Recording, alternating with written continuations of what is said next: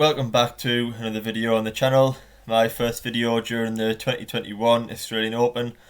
And first off, I'll just say how brilliant it is, I think, to have fans back. I watch a lot of different sports, and every sport that I've watched without a crowd is just not the same. It doesn't have that same atmosphere, intensity, drama.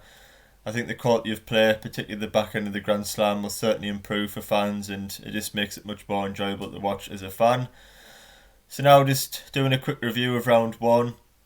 Not going to go into too much analysis and talk about individual matches too much, because round one's pretty comfortable for the top players, as it should be. The likes of Djokovic, Nadal, Thiem and Medvedev, Tsitsipas all went through in straight sets as expected. Novak Djokovic looked very good in his straight sets win against Jeremy Chardy, serving very well, didn't make a single unforced error in set two. Forehand and backhand look great. The drop shot. Djokovic is coming into this tournament as a favourite, having been 8-time Grand Slam champion, but he is going to have to play very well if he's going to go all the way, with the likes of Thiem and Medvedev and Nadal in the draw. But great early signs from Djokovic. I think it was a real statement. He wanted to go out there, put a performance on, get into a good early rhythm, and he's certainly done that. Djokovic moves on to round two. Quickly just talking about Stefanos Tsitsipas, just watched that match and done a live commentary on the Game of Love podcast. If you do want to watch that stream, then it will be on their YouTube channel.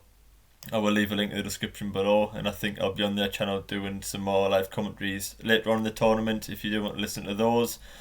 But Tsitsipas was very impressive. I talked in my tournament preview about Tsitsipas in depth, and I thought he's a player that's got all the talent in the world. You know, he's got a monster first serve, a wonder of a backhand, brilliant forehand, got great hands at the net, great speed, a great temperament on and off court. But I've been critical of Tsitsipas for the past couple of years, and the fact that I think he's got, as I say, the talent to challenge the very top players and reach semi-finals and finals of Grand Slams consistently.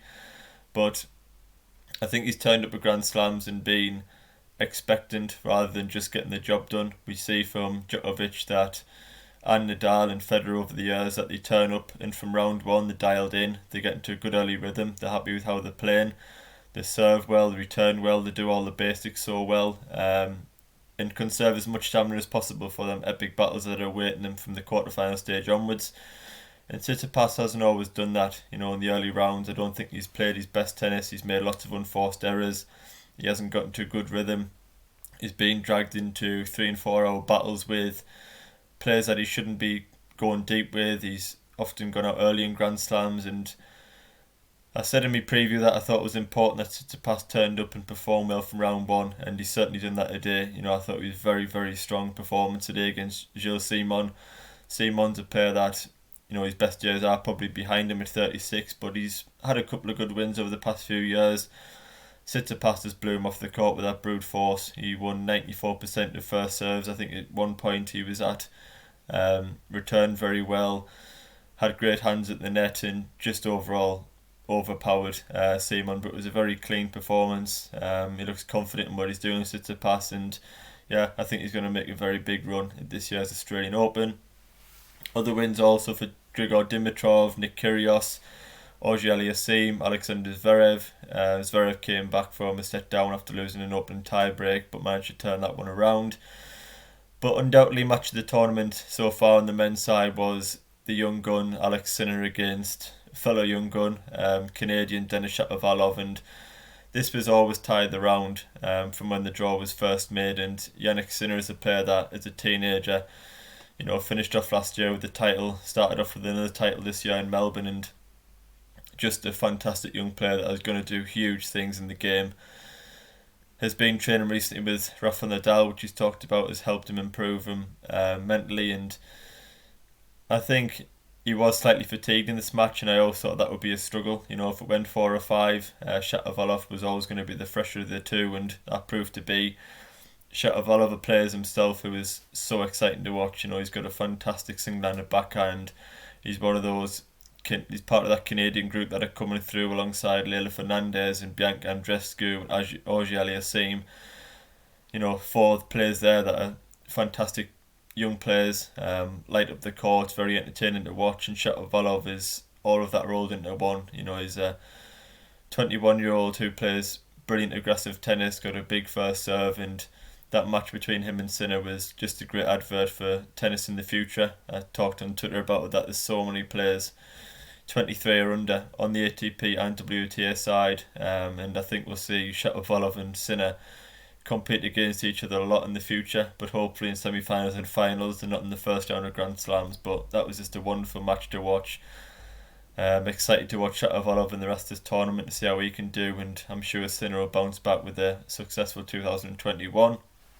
So moving on to the women's draw now, and again, the top seeds who you expect to see in the second half of this tournament, the likes of Halep, Osaka, Kenin, Williams, Sabalenka, Mertens, Muguruza, Svitolina, Barty, all made it through in straight sets, as you'd expect, all comfortable wins against players that just can't live with the level of form that they can produce. In particular, I thought Naomi Osaka looked very good, serving forehand. Serena Williams got a comfortable win, 6-1, 6-1 over Laura Siegemund. Ashley Barty got a double bagel win, and she looks in stunning form. She won a title in Melbourne going into this tournament, and she's obviously a favourite, world number one. Got the back of the Melbourne crowd, and yeah, she just looks to be timing the ball, got all the shots in the book, and just playing fantastic tennis. And I said this morning on Twitter that it's going to take a special performance from somebody to beat Ashley Barty this year's Australian Open. Two players that in particular I was very happy to see win were Bianca Andreescu and Elena Rybakina. I've talked a lot on this channel about Andreescu, a player who we know lit up the court in 2019, that US Open, winning her first Grand Slam title at just 19 years old. Unfortunately suffered a serious knee injury, which meant we didn't see her at all on court in 2020. To see her back fighting fit at a Grand Slam, producing some brilliant tennis, claiming it actually a very big win. She had to battle very hard, went to a third set decider, but she certainly hasn't lost that grit and fighting heart and spirit that saw her win that US Open. She found it all in her first match back to get through that and move into the second round. I think Andreescu is a player who will improve the more time she spends on court, and she's going to be a huge danger in this draw. She's certainly got the talent to beat anybody on the women's tour. Whether her fitness holds up after so long off is a question, but she's certainly got the talent, and if she is fully 100% fit and ready to go, then she'll be one of the favourites to lift this title. And Elena Rybakina was more just to save my own skin. She was my outsider to win this tournament. I think Rybakina is a top 5 player in the future. She's got a solid all-round game, full of quality, got great timing, great first serve. And yeah, Rybakina as well came through a very tough match. It was a set down but managed to recover and get through to round 2. But Rybakina is one to watch in this draw. There were a couple of upsets today on the women's tour, notably Victoria Azarenka and Maria Sakkari. I think there will be upsets due to the lockdown situation. It was very less than ideal preparation for this tournament, and yeah, Azarenka and Sakkari really struggled today, and they're two players that were favoured to go very far in this draw, but both dumped out in round 1. And finally, just talking about the British tennis, Cam Norrie came through an epic battle against Dan Evans, and I guess you could say that was an upset. Dan Evans had won the title in Melbourne just before this event. Perhaps in negative in terms of, was he fatigued today? I think he was. I don't think his movement was quite there. He wasn't quite the same player. Disappointing for Dan to get dumped out in the first round of a Grand Slam when he's just got inside the top 30 and won his first ATP title. But him and Norrie have played each other a lot of the Battle of Brits events. They know each other's styles, and Cam Norrie done incredibly well. He's 5-3 down that fourth set. Looked like it was going decider, which would have favoured Evans when you look at recent experience and winning titles. But Norrie managed to fight back and take that fourth set 7-5, which is a fantastic win for Cam Norrie's career, arguably one of his best at a Grand Slam. So best of luck to him for round 2, and it's good to have a Brit in round 2. Francesca Jones, what a great effort from her. 20 years old, done brilliantly well to reach her first ever Grand Slam title. Grand Slam main draw, 20 years old. A fantastic achievement. I think the sky's the limit for Jones. This is just the start of her Grand Slam career. And yeah, she done reasonably well against Shelby Rogers. Didn't manage to win a set, but Rogers is a very good hardcore player, brings a lot of experience. Actually pushed Ashley Barty to match aside and tiebreak of the day, which just shows you how well she's playing and what she's capable of. But Fran Jones can be proud for reaching this main draw. And as I say, 20-year-old, she's got so much to build off. She's got that experience now of playing a Grand Slam main draw match, and she can use all of that to hopefully have a successful 2021 and beyond. Not so good news for British number one, Joanna Konta, who was a set-up but unfortunately had to retire with an abdominal injury. I'm not sure how serious that is or what exactly happened. Just read about it on Twitter because I was doing the live commentary on the Tsitsipas match. But yeah, massively disappointing for Konta. We know she's had success at Grand Slams in the past. She likes a fast hard court, and I read that she was playing well in that opening first set, so for her to get injured in the first round and have to retire is gutting. But hopefully she can. It's not too long term, and she can play at the French and Wimbledon and have a good 2021. But finishing on better news, Heather Watson did progress to round two. A very good win over Pliskova, and yeah, Heather Watson is a player that I think has gone under the radar over the years. She hasn't had the best of luck with injuries, but she's got huge ground strokes, Heather Watson. Very good serve, very good forehand. Won a hardcourt title at Acapulco last year, and I think Watson's a player capable of getting inside the top 30, and she can beat pretty much anybody on the day if she finds that consistent ground strokes and power. So yeah, exciting times for Heather Watson. She progresses through to round two, and interested to see how she goes in the draw.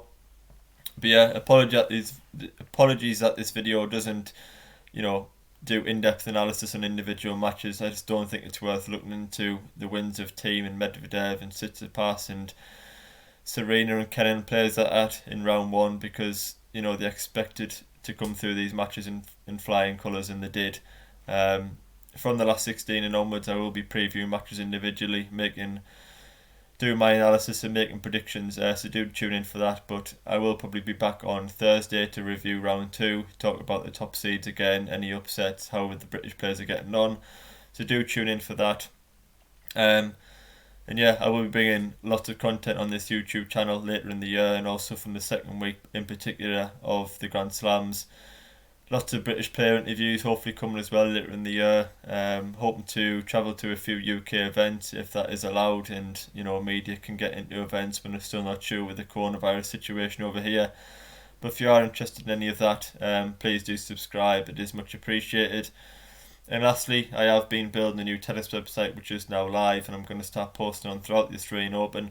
So if you do want to have a look at that, I will leave a link in the description below. So thank you to any new subscribers. Please like the video and subscribe to the channel if you are new, and I will see you on the next video.